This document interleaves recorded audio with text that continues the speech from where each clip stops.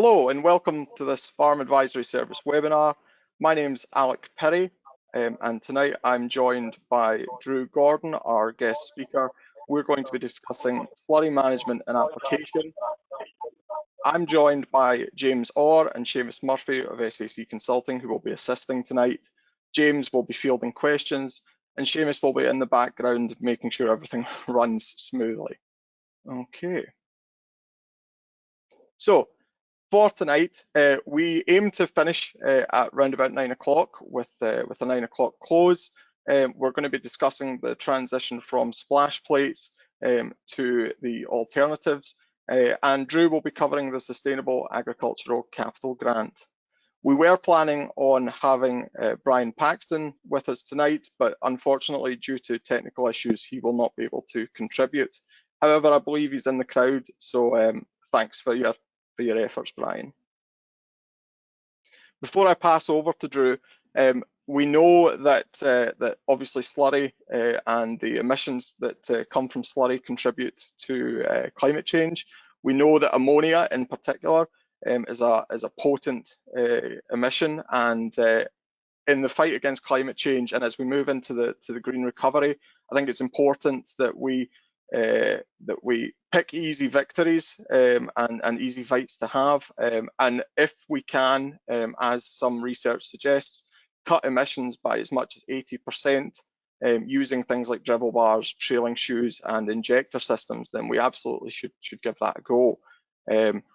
Like I say, this is a pretty exceptional year with the likes of COVID, the climate crisis and Brexit looming, so it's incumbent on us all to stay ahead of the game. Okay, Drew, if you're on the line, I'll pass over to you. Drew is a member of the Rural Payments Inspection Division group here in Ayr, and he's going to be covering the Sustainable Agriculture Capital Grant and how it pertains to slurry. Good evening, everybody. The Sustainable Agricultural Capital Grant Scheme is a pilot capital grant that offers funding for farmers and croppers.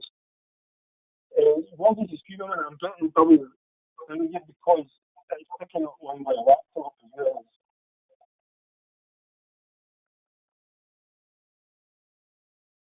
Can you still hear me? Yes, yeah, you're coming through okay. Right.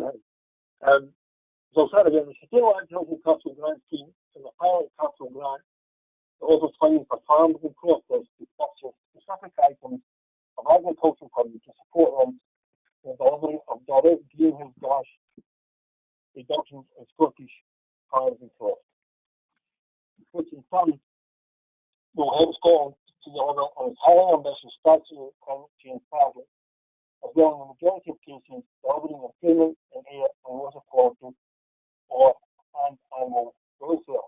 Next slide, please. The main objective and big outcome from the scheme is to support Scottish agriculture's contribution to Scotland's statutory emissions reductions target through the following: in protecting and improving the natural environment, reduce greenhouse gas emissions from farming operations, support sustainable farming, and support sustainable land use. Next slide, please. The scheme opened for applications on 7th of September 2020 and closes at midnight on the 11th of October 2020. Who can apply for the scheme? Scottish farmers and croppers of all the covering all the sectors, including horticulture, with a business reference number can apply for it. So any business that has registered with us can apply. An agent can apply on your behalf, provided they are mandated to submit your single application form. Next slide. The equipment selected for inclusion in the Sustainable Agricultural Capital Grant Scheme has been chosen for their effectiveness in reducing greenhouse gas emissions, as well as supporting sustainable farming by improving land and livestock management. There is a list of items, equipment, and specifications for each one in our near the guidance, and only equipment listed is available So if it's not on that list, it is not eligible for the grant. Next slide, please. How much grant will you receive? The grant will be paid at a rate of 50% of the standard cost. Applicants in the Highlands and Islands will receive a higher rate of 60% due to the fact that their cost of transport and stuff is usually higher. The maximum amount of any single farm business can receive from it is £20,000. And there's only one application per business, so whenever we will check by business reference number. Against each eligible item in R&B, there is a standard cost. That is the maximum amount of money that we will pay to grant on. And also, as I said earlier, that for every item of equipment, there is a specification that each item must meet. And also worth noting that this is only a minimum specification. If you decide to purchase a piece of equipment with a higher spec, that's fine, but we will still only pay to the maximum standard cost. Okay, next slide, please. In the event that the scheme is oversubscribed, all applications will be allocated green points, depending on how well they meet the following criteria: reduction in greenhouse gas emissions, impact on sustainable agriculture, the impact on the land use or nutrient management, impact on animal health and welfare, and the impact on efficiency. If the business already has an existing carbon audit, a great health plan, or a nutrient management plan, these should be submitted along with your application.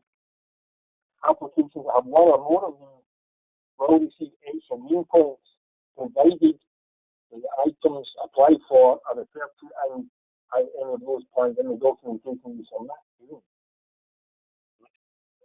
The scheme has been designed to be farmer and profit friendly. There are no requirements to use business plans, environmental audits. You don't need quotes from suppliers. All you have to do is decide what items you would like to purchase or apply for, fill out the form online and submit it. There's no other paperwork that anything has to come into us. When it comes to actually claiming the payment, we will require proof of purchase and payment to be submitted to verify the amount that you paid for a specific item. This will be in the form of a post will receive an invoice, if not just the invoice, and the next track from your bank statement showing the money actually being paid. Again, because this will be submitted online, there'll be no paperwork involved. You just need to copy it and put it in an email to us. If the invoice amount is less than the standard cost, we will base the grant on the lesser amount. And with the same token, we will not increase the award if the invoiced amount is greater than the standard cost. So, for example, if your standard cost is £7,500, you actually only pay £7,000, you will receive the 50 or 60%, depending where you are, of the £7,000. And by the same token, I haven't put it on you, but if your invoice comes to £8,000, you will only get 50 or 60% of the £7,500. You must purchase, take delivery, and install it as necessary all the items applied for and submit the claim for payment by the 31st of March 2021. And the items you purchase, again, you must meet the minimum specifications that are shown in R&D. Next slide, please. And one very important point to stress: if you apply for more than one item and receive a contract for all the items that you apply for, or all the items on your contract, in some states do not purchase one of the items, then your claim will be deemed invalid for not fulfilling your contract. So if we look at the timelines, as I said earlier, the application for school closes at midnight on the Sunday, 11th of October 2020. So because it is online, it will shut down. It will shut down. It's not like where a paper once we receive on the Monday morning. Following that, all the applications will be assessed and scored by Scripted, by ourselves. And as soon as possible after that, we will issue the contract. Once you receive your contract, signed acceptance copy must be returned to the office that issued the contract within 14 days, at which point a written authority to commence work will be issued. And in receipt of that, you can then order your equipment. Now, it has to be said that when you get your contract, that is the only bit of paperwork that will actually come to you regarding this. And as I say, it's only a bit of paperwork we will have, we will keep a copy of every signed contract with you. It's a complete, apart from the contract, it's a completely paperless system. And so once your equipment is delivered and installed if necessary and paid for, then you can meet your claim. And as stated earlier, the claims must be received in the office by the 31st of March 2021. Now, just as a point on it, you might find that your contract doesn't come from your local area office, because you're going to try and spread the word evenly throughout the area offices. So if you normally get stuff from here, it might be Hamilton or Dunkeith signed it, just depending on the workload you see at the offices. And so skippers are also aiming to pay the money to yourselves as soon as possible after you receive the receipt of your claim. Okay, and next slide, please. So we turn our attention to Slurry, and the items are specifically aimed at Slurry storage and spreading. If you remember back at the start, one of the areas of the scheme is to reduce greenhouse gas emissions from farm and agricultural operations, and one source of greenhouse gas emissions is from the storage and spreading of slurry. So the items for spreading and the store covers are all targeted at helping with this. Next slide, please. So the first one is a flow rate for monitoring of slurry. There is a new analysis equipment. Next slide, please. There is trailing shoe slurry system for spreading, a dribble bar spreader. Next slide, please. A Rosaro injecting system, again for spreading slurry. Next slide. If we move on to storage, there is a ring tank cover that floats. There is a slurry store ring tank cover that is fixed in tension. Next slide. And then there is a lagoon store cover that floats. And the last one is the lighter aerotop system. Next slide, please. If we look at slurry store covers first and why they're chosen as being eligible, they will help reduce ammonia emissions. They will cut down odours from the store. They will reduce the amount of rainwater entering the store, which means that you're going to have less slurry to spread, and the storage capacity of the store will be increased because there's no rainwater going into them. Having a cover on your front door will increase the nitrogen content of the slurry, which in turn should reduce the requirement for artificial fertiliser being spread, which is not only good for the environment, but will provide a cost saving to the business. Next slide, please. The electric aerotop system works by pumping ceramic balls into your store which float on the surface of your store or lagoon. And this will cause a catalytic reaction, which allows them to start absorbing harmful emissions and prevent odours. They do not, however, prevent rainwater entering the store. So if you don't remove this system, you're not getting the advantage of not having rainwater going in the store. As with the covers, by reducing the amount of nitrogen emissions from the store slurry, they do increase the nitrogen content of the slurry. So the reason these three systems are all being granted is because they help achieve the overall target of reducing greenhouse gas emissions in Scotland. Next slide, please. And if we move on to the slurry spreading equipment, the first thing you have is we'll get manure analysis equipment and flow rate monitoring.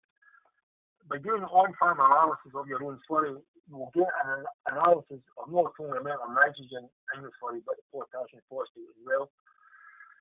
And that's will help you allow you to ask to assess your own application rate and assist in nutrient budgeting.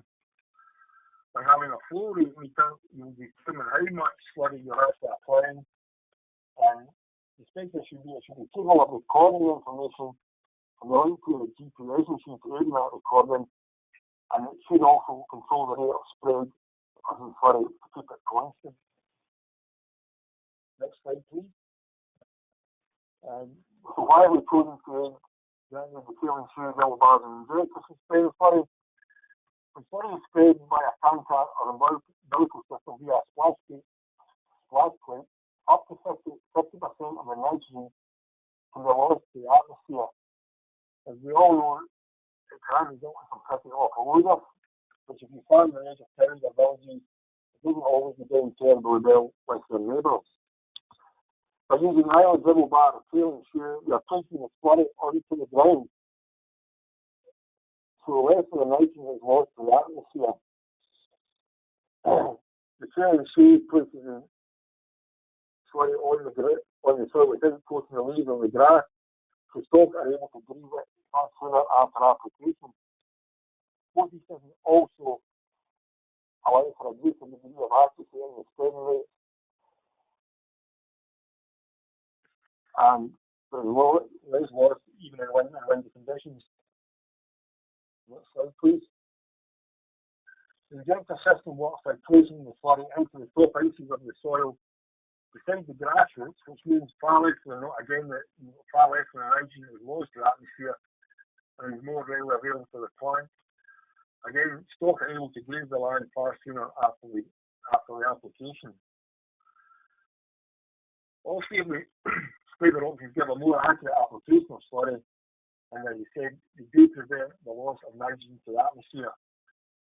Each of these systems on their own combined will help give a reduction of greenhouse gas, which provides a cost saving to the business, which will help your business be more sustainable and overall assist in reducing Scotland's greenhouse gas emissions. So that's me. If there's any questions.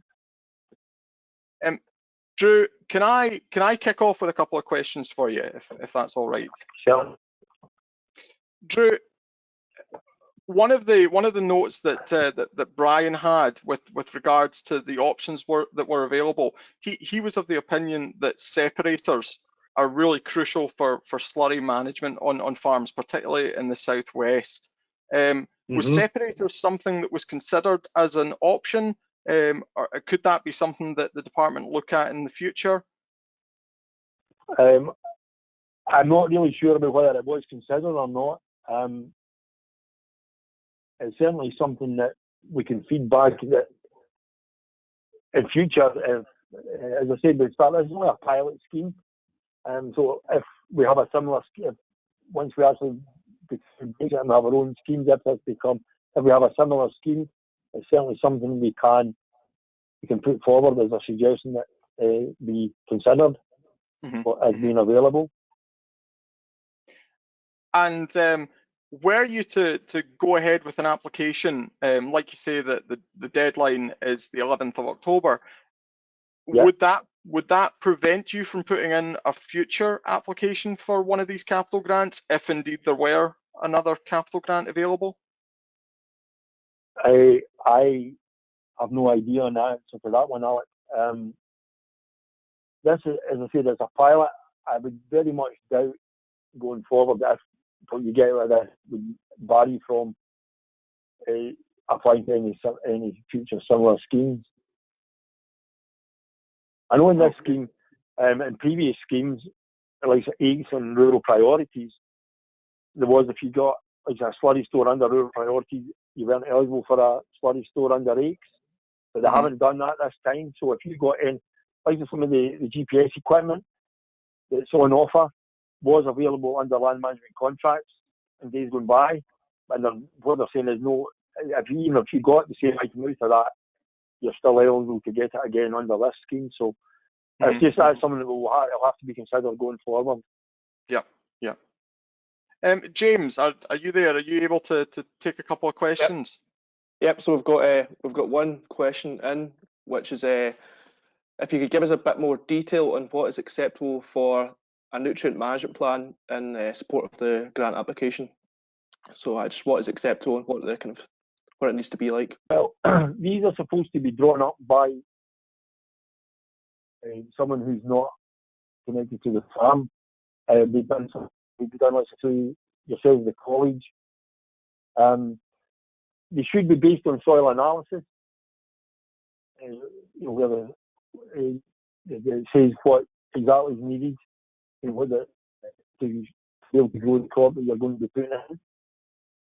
If we've got a soil sample and then a recommendation, along those lines, or even a plan where you're drawing, what you're saying, what you would be putting on, how much nitrogen, whatever else you're going to be putting on.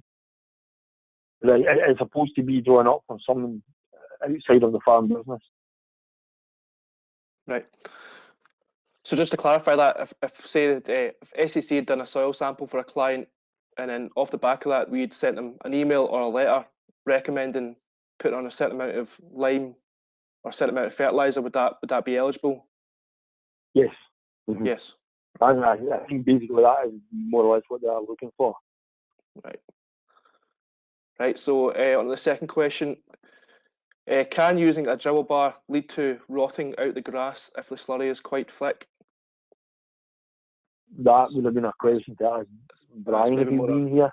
Yeah. I've never actually experienced using a dribble bar.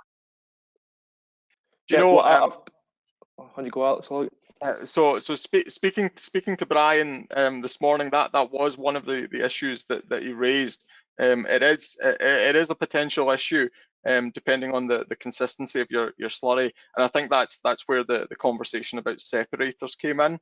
But that's a good question, and we'll maybe coordinate with Brian and see if we can get an answer for you on that. Mm-hmm. So that's only 2 questions we've got in the now. Please don't be shy if you have any further questions, even if it is unrelated. We'll try and get an answer back to you at a later date. I'll just go ahead with a personal question then. Yep. So with the vet health plan, I take it has to be drawn up by a vet, a health plan drawn up by just the farmer themselves or in conjunction with a consultant? Would that be eligible? It needs to be drawn up by your vet. Drawn up by a vet, yeah. And I think a lot of the, as far as I'm aware, most businesses have to have one for the sake of QMS, do they not? A health plan, yes, yeah, in a lot of cases, yep. If they've got that is perfectly acceptable, I'm like to believe. Do you think, Drew, that farm auditing, is it likely moving forward into this green recovery, potentially a new round of the SRDP and whatever Brexit brings with it? Do you think that having these supporting documents will become increasingly important for putting in applications like these? Personally, I think they might. They have tried to keep this simple. As I said before, it's all just online. There's no in the past for license for underage, you have to drop environmental audits, water audits. And for this, there's been none of that. Going forward, what they'll do is, I've no idea, and that's more one to pass up to the policy people to see what their thinking is. And personally, I think it may be if we're going for green, anything to do, as you say, green recovery, then I think they will use them in the future. Yes, personally, but as again, that's only my personal opinion. Sure. And Drew, obviously, it's early days because the deadline hasn't even passed yet. Is there any room for movement on the deadline to have these items in place? I'm thinking specifically the likes of covers for slurry stores. Obviously, we're going into a wetter period where it's more difficult to empty the tower. It's more difficult to maybe put these measures in place. Is there anything like that, or do you think there could be? The stock answer is no. They are Right. insisting that everything is done by the 31st of March. So whether or not they might yield to pressure in the future is not for me to say, but they just keep telling us that everything has to be in the place by the 31st of March, so that the money is paid out more or less in April. Mm-hmm. From a health and safety point of view, I agree, personally I agree that it's not going to be easy to put a cover on a slurry store while it's half full or 3/4 full come March. So, and I think it'll be even to put a fixed one in place will be even more difficult. But they're okay if they can get this, if we get a dry spell and people are able to get the slurry out in time to do it. But there's no at the minute. There is no moving on the 31st of March deadline. I appreciate this is maybe outside of the scope of the Sustainable Agriculture Capital Grant, but it's still within the realm of slurry. As far as the Agri-Environment Climate Scheme goes, is there any movement on that for provision of slurry storage this year or sorry, next year? No, there'll be nothing. There's nothing we've been told about going to come out next year because they're under each. All there is they haven't rolled over the people's 5-year plan for another year, so we have not been told anything of what's coming down the line. That'll be for Mr. Ewan to decide what's coming along. That's fine. Is there anything else? No, there's nothing. Any other questions in the chat, James? Yeah, yes, we've got them rolling in thick and fast now. Good so stuff. We'll start at the top here. So we've got one of the attendees pointing out that it might be unfair if a farmer is qualified just as much as an agriculture consultant. So they've got the same qualifications as an agriculture consultant or another qualified person. Point out that it's maybe unfair if they're not allowed to do their own nutrient management plans, and they're wondering if in future would consideration be given to allowing farmers who are suitably qualified to create their plans themselves and submit these as evidence in future. Again, that's not my decision to make. That would be more in the policy people who make up the rules of the schemes to decide upon. Mm-hmm. But I can't give an answer that I can give on that one. Yeah, is that something that can be passed up? Enforce the rules. Sorry? I was wondering if that's something that would be passed up from like yourselves to your. Yes, that would definitely be from yourself to be passed and asked the question. Yes. So here's another question. I think it's quite a specific question. Would we qualify for a new slurry pump if it would be more economic? The slurry pumps are not anything at all. Yeah, they're not eligible. Not on that, the list in Annex B is not eligible for this particular scheme.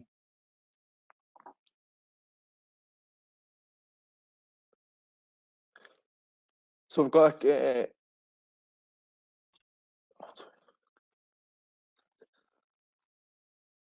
think that was just more of a statement than a question there. Any indication on what the uptake of the scheme has been like up to date? I know what we've had, and I know how many applications we've got in air as of this afternoon, but overall for the whole country, we haven't been told that one yet. Yeah. If there was a low uptake across the country, would there be a chance of the closing date being extended? I'm not sure on that one. I know when England done a similar thing a couple of years ago, apparently they did have to rerun it because they want all the money they had available didn't get spent, so they did rerun it. But how far through the money we are at the minute, I'm not sure at all. We have had some in that's for the full £20,000, and there's some just for a few £100. So there is quite a variation in the amount of money people are asking for. Mm-hmm. There's a question here asking if there's any follow-up after the money has been granted, so I presume based on inspections. Yes, just to make sure that the funds are being used the way they should be. yes, we will inspect. We will, and maybe I should have pointed out, but we will inspect a percentage of claims before the money's paid, and then throughout, they have to keep these as long as they are working for 5 years. So there will be periodic inspections to make sure people still have, and there'll still be what the money was paid for them to use for throughout the working life of them. As long as they can, you go out and people say, "Oh, that machine broke down on us," as long as it was like there'll be some sort of proof that it was properly maintained and it wasn't broke, then we still accept that. But if people are just, if you don't have it anymore, if it's been sold, that you might be asked to money back. So we've got one, it's kind of a statement and a question here. They're saying that the health plan in the past for QMS did not have to be signed by a vet. The farmer or suitably qualified person could do the health plan, but they're saying it is now, however, a requirement from 2020 to have a vet signed health plan. So if that statement's correct, what if farmers have been doing their own health plans up until this year, and that means they wouldn't be eligible? No, I would still put it in, and then if we find this is the case, I think it will accept them. But somewhere again, we would need to ask the question if they're going to accept them, if they're not. If they've been accepted by in the past, I would, in the first instance, as long as putting it in, and all the things I'm going to say is, we're not going to get that, but we can. Again, we can ask the question. So there's another question here. Do you have preferred manufacturers for the trailing shoe, dribble bar and injector? No. I would recommend one system over. So, no, the answer to that question is no. No. As long as it meets the space and guidance with an RXB, so as long as it meets the minimum specifications, sorry. So if you're somebody like the one we were having a bad discussion with before, previously was the squeeze crush, and it says it's a manual squeeze crush, but a lot of them now apparently are hydraulic, so we would still we will accept that. We will still only pay the standard cost for the manual crush. But we won't. We can't turn around and say, yeah, we're not going to accept it. We might deem that one specification doesn't meet, or one machine doesn't meet the specifications of the company. Can you confirm that the grant for the dribble bar or trailing shoe does not include support for the umbilical pipe? No, it doesn't. Well, I can confirm that it doesn't. No. So it doesn't. If that makes sense. Will an application with multiple items have a greater chance of being accepted? Everyone will be judging its own merits. Its own merits. And is that based on both the environmental benefit and the animal welfare benefit? It will be assessed on all of the criteria that I mentioned earlier on.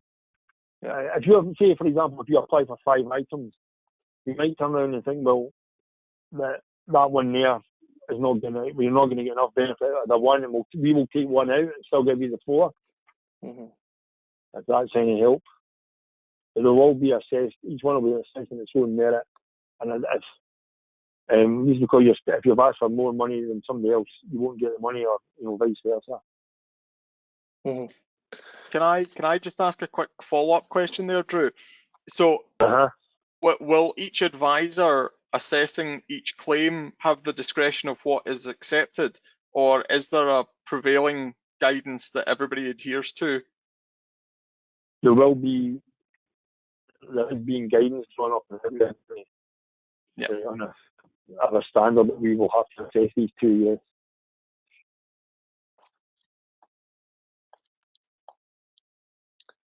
as I said before,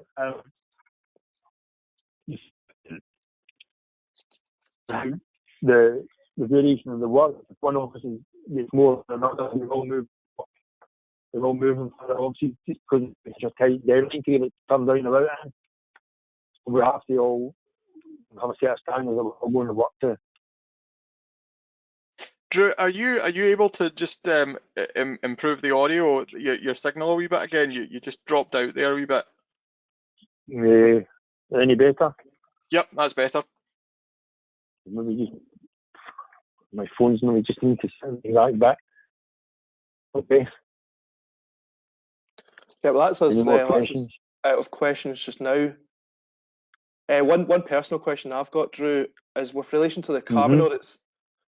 I've got some dairy clients that are with Tesco, and they've had carbon audits done through Promar. I mean, is there what's exactly the kind of evidence requirement that you require for the carbon audits? Now, obviously, with the Farm Advisory Service ones, we could send you the report that we've done, but I doubt these Promar ones won't have a report along with them.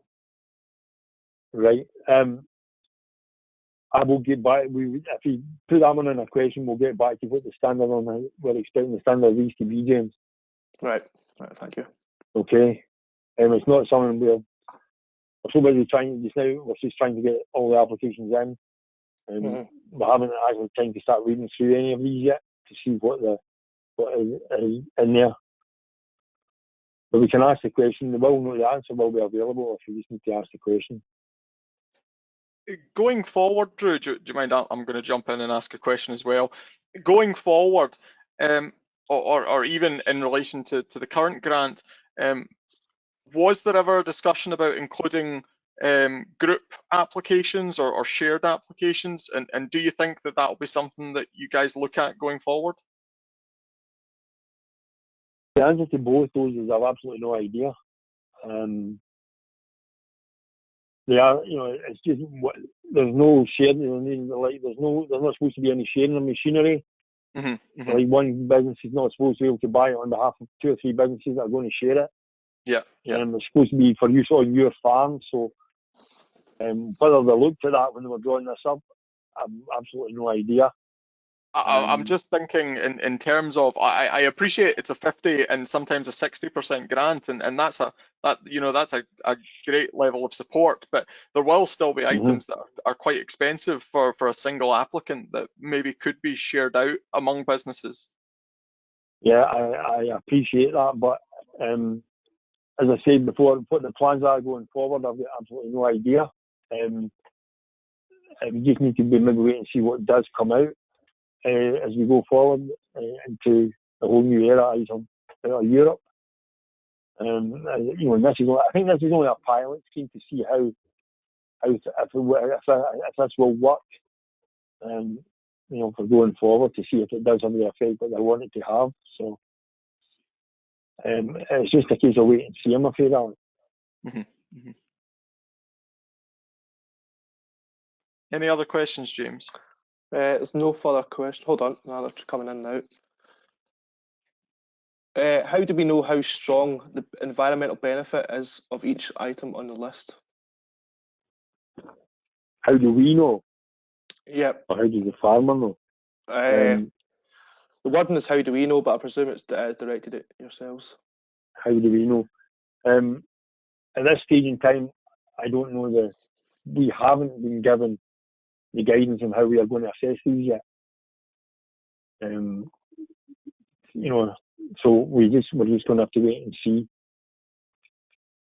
I suppose that's sorry, it's been a clarification. He says, how does the farmer know? He doesn't. He only has to, if he thinks something will help his business, apply for it. And then, as I say, once everything's in and the scoring takes place, then we'll know whether if the money gets totally spent and there is an oversubscription, then a lot of this is going to kick into what will be given the more points. But at this stage in time, I can't answer that question. For likes of small farmers who already have the the Crofters and Small Farmers Capital Grant Scheme, would it be likely that they were kind of, if they applied for this, would they be maybe rejected more proactively in favour of larger farmers who don't have access to another grant scheme? As long as the items that apply for, they're not applying for funding under tags. Right. Any other, like if you were getting money from, say, your local enterprise, if they were running something, a grant scheme within your area, that will make you ineligible. As long as the only funding you're getting for that particular piece of equipment is the tags money, nothing will be rejected unless there's no money to pay it.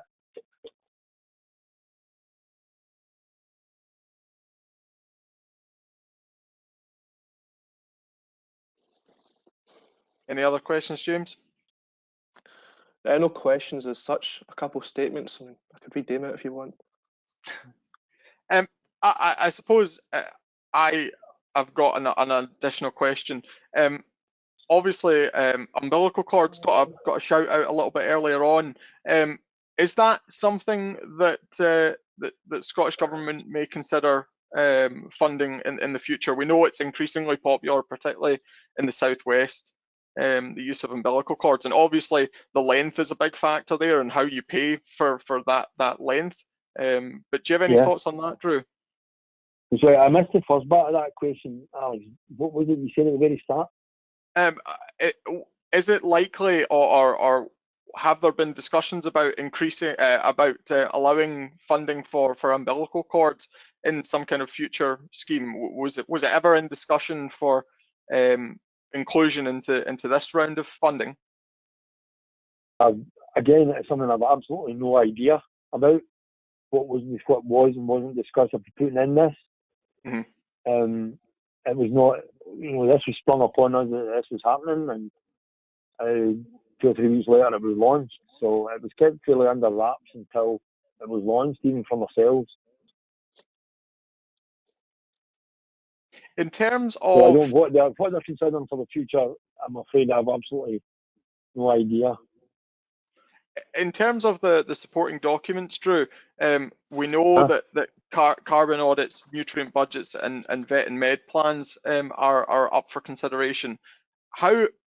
What's the furthest back that you can go with either of any of those that it's still worthwhile? March 2017 to. Okay. As long as it's prepared between March 2017 and the 1st of March 2020. So if somebody has had like their vet plan done this year, use last year's, because we had somebody who in April's, we had to tell them submit last year's, because it has to have been done before the 1st of March 2020. Okay.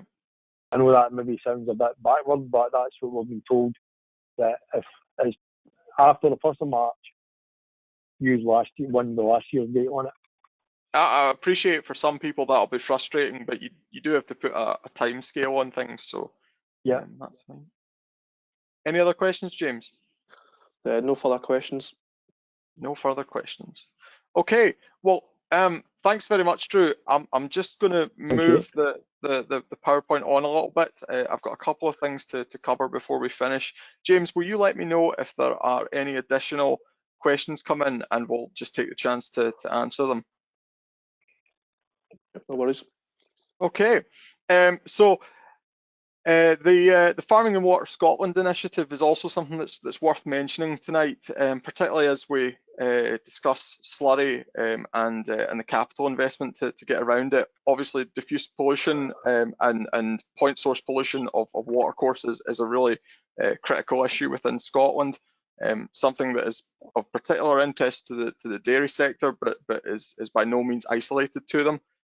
And the Farming and Water Scotland service just provides additional support and guidance in terms of practical guides, knowing your rules and your cross compliance, as well as some advice notes on livestock and arable use, and it is linked to the Farm Advisory Service, and it is part coordinated with SEPA. Okay. So thanks very much for listening. We've actually done not bad in terms of time. Obviously, we would have liked to have had Brian here tonight, and I'm maybe going to follow up with Brian. Like I say, we'll see if we can include him in something in the future. In terms of other slurry-related materials that will be available on the Farm Advisory Service website in the future, we do have a series of podcasts that will be coming out through the autumn and into winter. I have attached a number of documents, supporting documents that you'll be able to read and take away with you tonight. In addition to this, we've put together a survey just to get an idea of who, what the attendees are interested in on a slurry basis.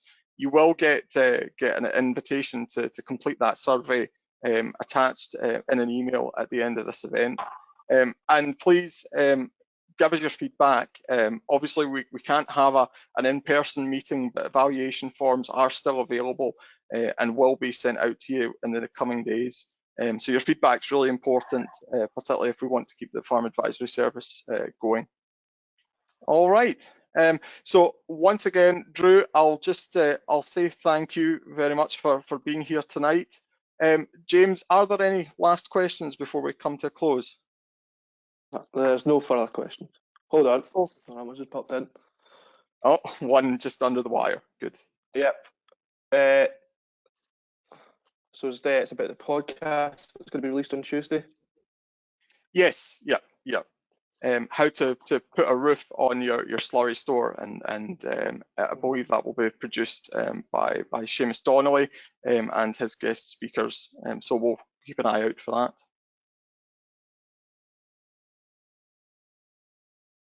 Okay. Anything else, James? Nope, that is it. That looks a bit. Well, thank you very much for those who listened in. We will make copies of the presentation available for anybody who did have trouble hearing as we were going. But thanks again, Drew, for joining us tonight. Hopefully we can do it again further down the line, and when we get to grips with how successful this capital grant is, it'll be interesting to see what happens going forward.